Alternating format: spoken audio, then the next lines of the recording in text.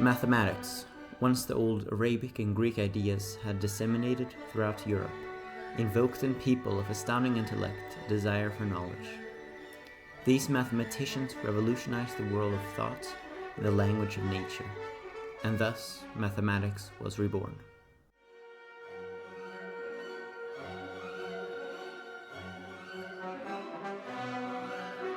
We must begin with the first enlightened man of mathematics in this new era. Rene Descartes was gifted from an early age. He was first most a mathematician, and second a philosopher who ushered in the intellectual renaissance for which he is known. Mandated to stay in bed for as long as he wished, due to his ill health, he spent long hours in thought, figuring out the truth.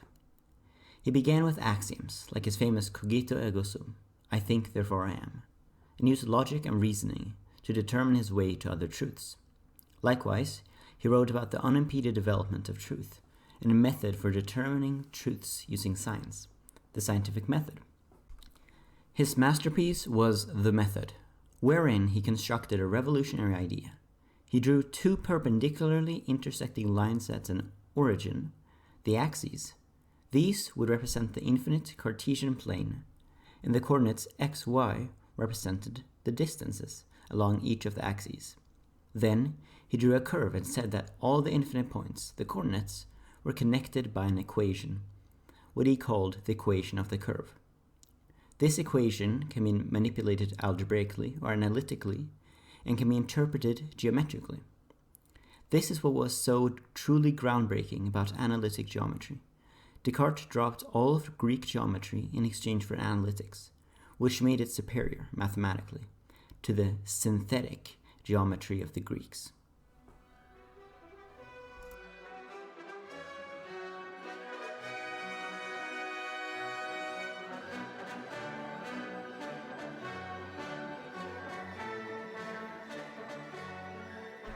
Next, Pierre de Vermont, said to be the greatest pure mathematician of the 17th century.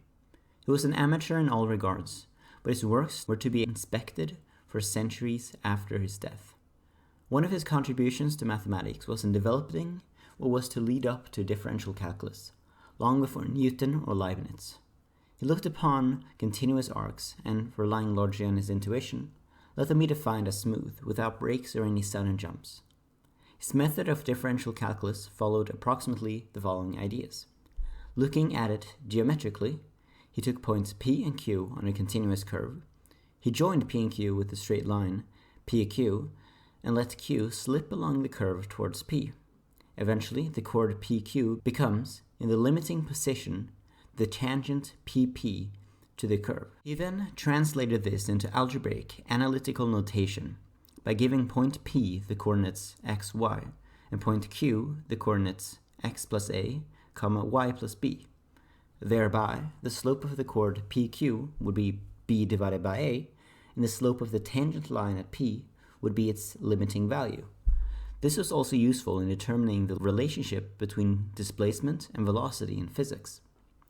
Fermat also realized that this process could be used to find the extremum, the minima, and the maxima of the curve by simply solving for the slope 0 of the tangent line. Finally, it was also used to derive the optical laws of reflection and refraction, as light was shown to travel in the extremum amount of time. Fermat was also the first mathematician to apply Descartes' analytic geometry to 3 dimensions.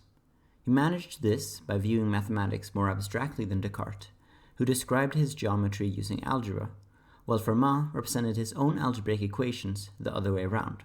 However, the greatest work of Fermat was his theory of numbers, or simply arithmetic, where he analyzed the relationship between the whole numbers, 1, 2, 3, 4, 5. Fermat developed numerous powerful methods for this number theory.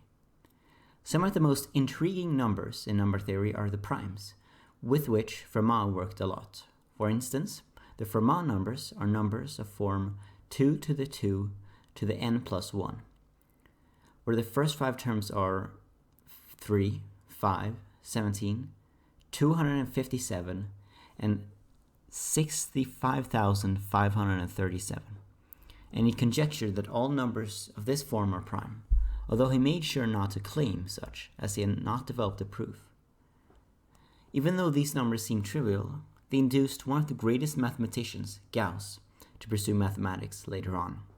He produced many more beautiful theorems significant in the development of mathematics. For instance, Fermat's theorem states that if n is a whole number and p a prime, then n to the p minus n is divisible by p. This is crucial in number theory, as knowledge about primes is very limited. Also, his most beautiful theorem is that every prime number of the form 4n plus 1 is the sum of two squares and in only one way. To prove this, he invented a method of infinite descent, basically induction, going the other way around. The difficult part of this kind of proof goes like this.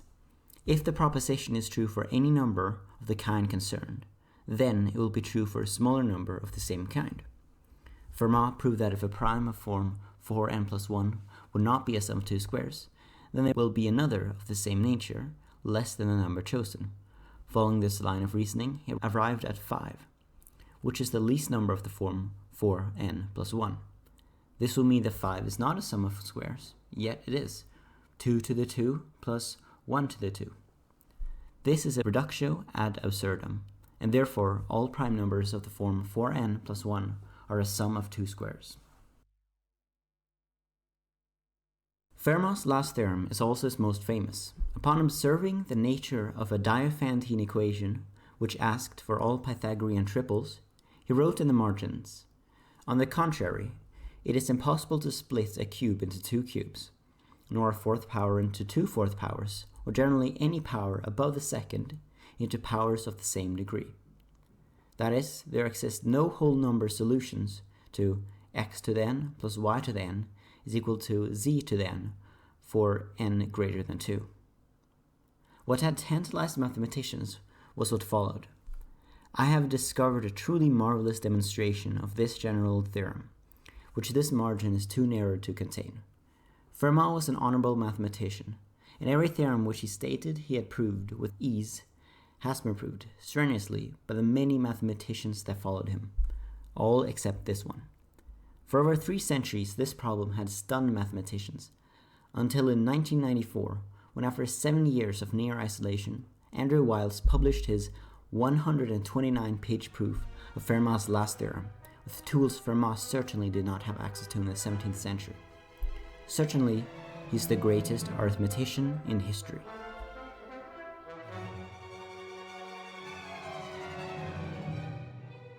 Now comes the inventor of probability, Blaise Pascal, one of the greatest prodigies, yet prone to religious neuroticism. It's said that his great gifts were bestowed upon the wrong person. As a child, he was said to have proved on his own initiative that the sum of angles in a triangle is equal to right angles and various other Euclidean conjectures. By 16, he had proved one of the most beautiful theorems in geometry, and it goes like this. Any conic section, say an ellipse with 6 marked points, A, B, C, D, E, F. These points are then joined by straight lines to form a hexagon inscribed within. Opposite lines, say A, B, and D, E, intersect each other with 1 point for each pair. Pascal proved, using the novel technique of projectivity that, like Descartes, moved away from Greek metrical geometry. He proved that the 3 points lie on one straight line, calling it his mystic hexagram. Using this, he proved no fewer than 400 propositions in the essay on conics. An extra addition to Pascal's prodigious gifts is the fact that he solved many of the problems concerned with cycloids formed by tracing a point on a rolling circle in only 8 days.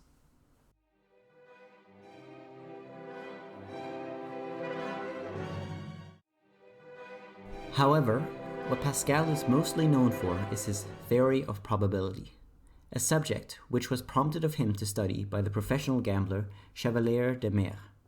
He studied combinatorial analysis, that is, the number of ways a proposition can happen divided by the number of total possible ways of things happening. He also used his famous Pascal's triangle to calculate probabilities. One of his most influential ideas was the expected value of a gamble, which equaled the probability of winning multiplied by the value of the prize. Swayed by the morbid religiosity of his sister, he used the famous Pascal's wager. Infinite happiness in heaven, by whatever chance of his existence, beat out whatever the cost of belief during a lifetime was.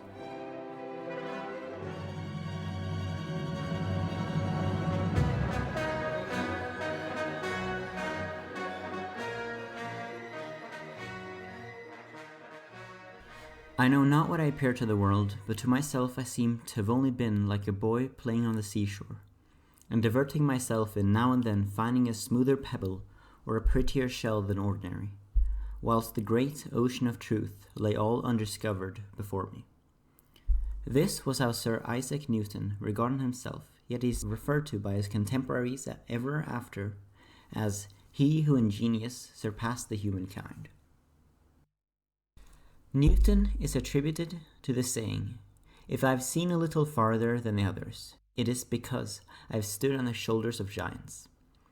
The tallest of these giants were Rene Descartes, Johannes Kepler, and Galileo Galilei, respectively contributing analytic geometry, the 3 fundamental laws of planetary motion, and 2 of his 3 laws of motion. These were of use when Newton derived his force of universal gravitation.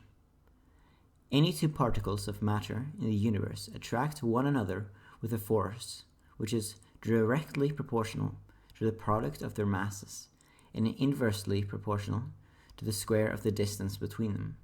That is, if small m and big M are the masses of 2 particles and d the distance between them, the attraction is proportional to small m times big M divided by d squared. The 3 laws of motion also derived are as follows. Every body will continue in its state of rest or of uniform motion in a straight line except so far as it is compelled to change that state by impressed force.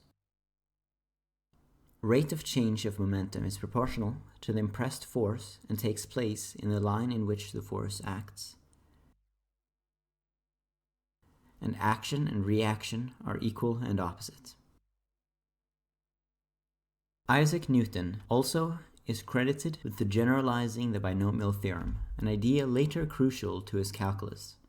This theorem deals with the results of a binomial, say a plus b, raised to some whole number power. Newton said that a plus b to the power of n is equal to a to the n plus n over 1 times a to the power of n minus 1 times b plus n times n minus 1 divided by 1 times 2 times a to the power of n minus 2 times b squared plus, well, etc. However, if n is not a positive integer, this series mustn't terminate, and so Newton managed to generalize to his satisfaction, allowing him to continue in his work on the method of fluxions. The underlying notions of the method of fluxions are the variable, the function, and the limit. A variable, defined for Newton's purposes, was a letter that could take on several different values. Similarly, for a function there exists a variable x and a y.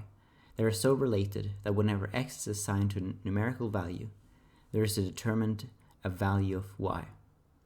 Y is therefore a function of x.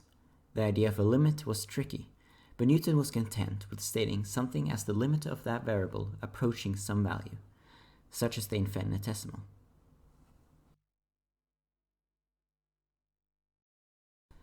To derive his calculus, Newton let y be a function of x, say y is equal to f of x. The rate of change of y with respect of x, or its derivative, is defined as follows. To x is given an increment delta x, so that x becomes x plus delta x. The corresponding increment delta y is equal to f of x plus delta x minus f of x. So the rate of change of y with respect to x should intuitively be delta y divided by delta x in the limiting position, that is, when delta x approaches 0. This is found using the wonky definition of the limit. Say f of x is equal to x squared.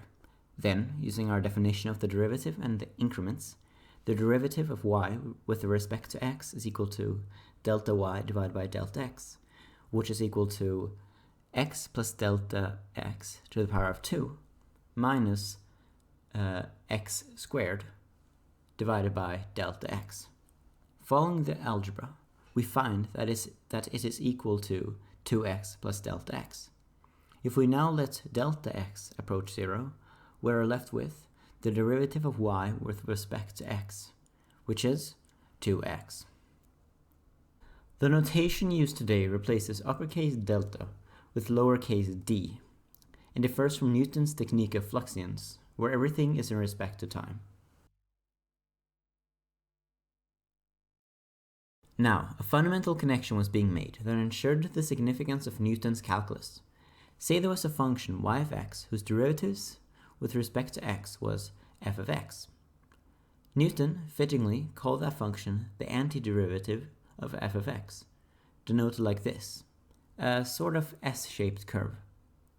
By inspection, if f of x was x, then y of x, the antiderivative of x, would equal 1/2 times x squared plus c, where c remains constant. This is where the fundamental theorem of calculus is introduced. A continuous curve is considered where y is equal to f of x. The object is to find the area in between the curve, the x-axis, and two perpendicular lines, a prime and b prime, drawn from the points a, b on the curve down to the x-axis as shown. To find this, you can do as Archimedes and cut the curve up to finer and finer rectangles that more and more accurately make up the curve as the limiting value is reached. To find this sum, you find the antiderivative of f of x and say it equals large f of x.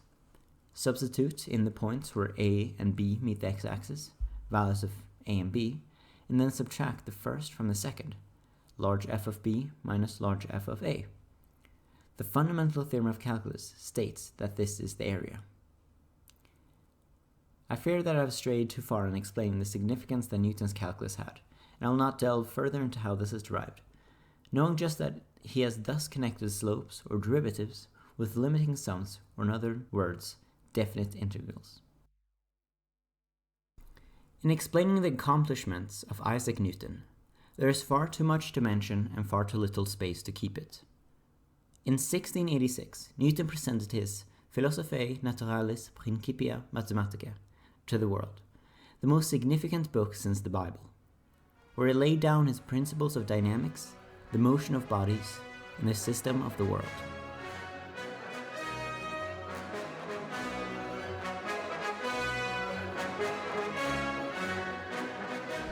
The final of the greats to be covered here is Analysis Incarnate, Leonard Euler.